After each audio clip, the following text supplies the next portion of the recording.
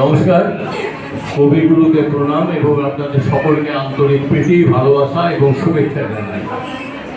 রবীন্দ্রনাথ বলেছেন, শূন্য করিয়া রাখ তোর বাঁশি, বাজাবার যিনি বাজাবেন আসি। তো যিনি বাজাবার তারা হয়তো এসে গেছে, আমি কিন্তু সেই বাজাবার মালিক নই। যাই হোক, কবি দীনেশ দাস বলেছেন, তোমার পায়ের পাতা সবখানেতে পাতা, কোনখানে রাখবো নাম। তার মানে তিনি সৃষ্টি করেছেন গল্প, উপন্যাস, নাটক, গান, প্রবন্ধ। কোনখানে প্রণাম করবো? যেখানেই আমরা হাত দিই তাতেই রবীন্দ্রনাথের কাছে প্রণাম চলে যাবে। আপনারা সবাই রবীন্দ্রনাথকে নিয়ে অনেক কথা বলছেন, কিন্তু আমার সঙ্গে যদি রবীন্দ্রনাথের দেখা হতো, আমি দুটি কথা তাকে বলতাম। অনেক জায়গায় বলেছি, আপনাদের বলি। তিনি হয়তো বলতেন, বলো আমার কি দোষ?